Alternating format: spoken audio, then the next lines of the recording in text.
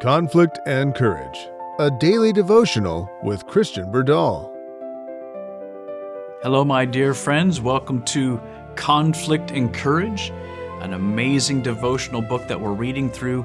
I hope you've been as blessed as I have.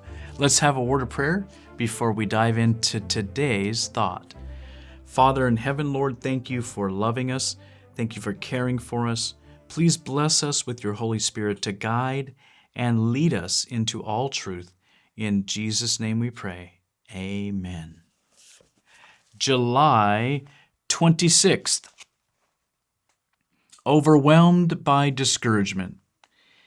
And he requested for himself that he might die. And he said, "It is enough now, O Lord. Take away my life, for I am not better than my fathers." 1 Kings 19:4. It would seem that after showing courage so undaunted, after triumphing so completely over king and priest and people, Elijah could never afterward have given way to despondency nor been awed into timidity. But he, who had been blessed with so many evidences of God's loving care, was not above the frailties of mankind. And in this dark hour, his faith and courage forsook him. Had he remained where he was, had he made God his refuge and strength, standing steadfast for the truth, he would have been shielded from harm. The Lord would have given him another signal victory by sending his judgments on Jezebel. Into the experience of all there comes times of keen disappointment and utter discouragement. Days when sorrow is the portion, and it's hard to believe that God is still the kind benefactor of his earth-born children. Days when troubles harass the soul until death seems preferable to life. And I don't say this lightly, but I have had that experience many times when it would just be the most merciful thing to just let me die. And life has been very difficult, and there have been tremendous victories, but there have been deep disappointments and discouragements too. I can completely relate to Elijah in that respect. What's amazing to me is that Elijah had done and been so successful in so many ways. And after even defeating the prophets of Baal, God working through him, of course, and him being completely surrendered and God working mightily, he runs away from a woman. He's terrified of Jezebel. He takes off. The man of all what looked like had the most courage I've ever seen. The story is incredible. If you haven't read it lately, go back and read it there in 1 Kings. And for him then, after having all this amazing faith-building experience, for him to get so afraid that he runs away from a woman that wanted to kill him. It almost doesn't register, right? But sometimes that happens. Sometimes we shift our focus, and that's what happened with Elijah. He shifted his focus away from God and to the problem. He started telling God how big all of his problems were, and it filled him with fear. And his best idea was to take off and run out and live out in the middle of nowhere underneath a tree, fleeing Jezebel. What's amazing to me is that God never stopped loving Elijah. I love that. God loved Elijah when he was on Mount Carmel, being his man, if you will, the surrendered man of God, he also loved him underneath that broom tree too. He still loved Elijah, even though Elijah was filled with fear, even though he ran away, and he wasn't telling his problems how big his God was. He was telling his God how big his problems were. So he shifted his focus away from God and onto the problems. Don't do that. I know we do it over and over again, but don't do that.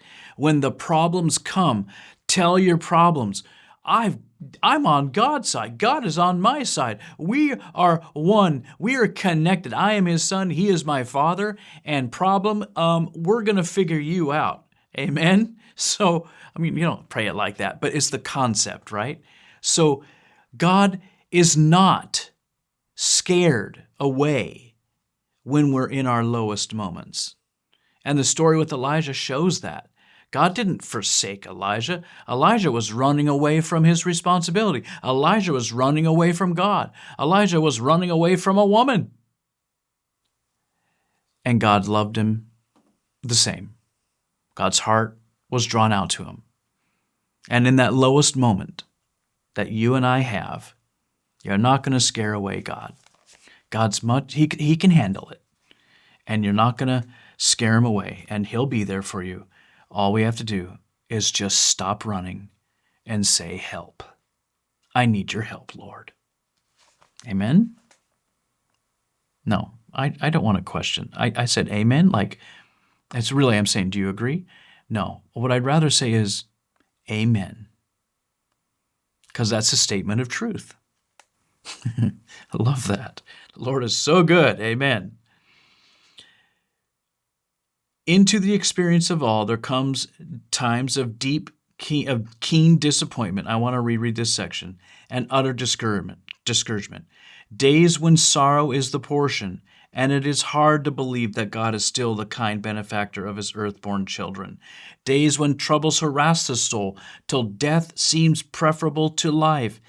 It is then that many lose their hold on God. No, don't you dare do that. When it's hard, let God reign. Let God reign. Let God be glorified, because he's going to get you through.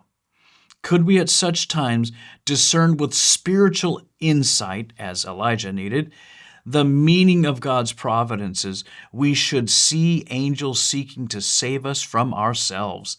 Amen. Striving to plant our feet upon a foundation more firm than the everlasting hills, a new faith, new life would spring into being.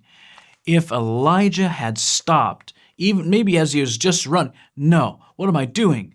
Look what God has done for me in the past. Look how God has been there. He's always delivered me. He's always been faithful. He could have turned right around and went right back and said, Lord, what are we doing? How are we doing this? I'm not going to let my fear overcome me. We would have had a completely different story to read, right?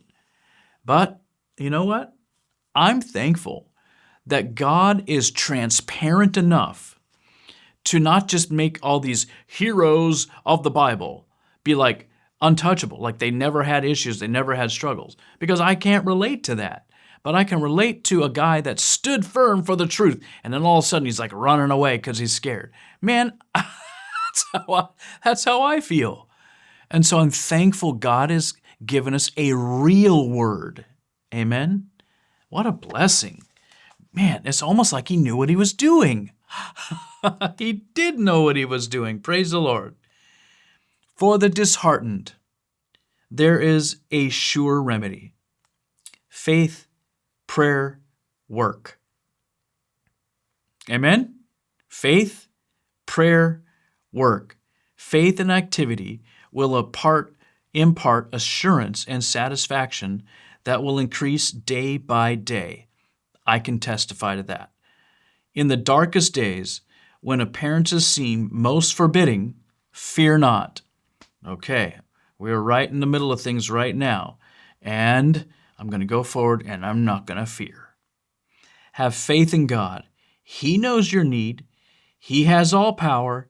His infinite love and compassion never weary, and He will bestow upon His faithful servants the measure of efficiency that their need demands. Do you know what I pray for every day? Every day, without fail. Lord, help me to be efficient in this day. Help me to use the time that's set before me, because that's the one equalizer. We all only have 24 hours in a day. Whether you're rich or poor, it doesn't matter. We only have 24 hours in a day. And I ask God to help me be efficient every day in my pursuit of serving Him. And sometimes it feels like you almost get more trouble and struggles coming, but that's just my perception. And I need to forsake that thought process. Did God forsake Elijah in his hour of trial? Oh no. He loved his servant no less when Elijah felt himself forsaken of God, and man than when, in answer to his prayers, fire flashed from heaven and illuminated the mountaintop. Amen. So if we're strong with the Lord, God loves us. If we're struggling and we're at our lowest moment, God loves us. Our struggles are not going to scare Him away. Amen? Amen. So go forward in your day today, knowing there's probably going to be some issues, there's probably going to be some struggles, but you know what? God already knew they were coming, and He's already made provision. But that's when we're hid in Him. Try to do it ourselves? Well, we're left to our own limited understanding, and I wouldn't recommend it. God bless you. Have a blessed day hid in your Savior, and I'll see you tomorrow. We hope you have been blessed by today's devotional thought. Shepherd's Call Ministry is a faith-based ministry made possible by the generous gifts of viewers like you. Visit shepcall.org for updates, our current and upcoming projects, and online giving. Until next time, may we each respond to this Shepherd's Call.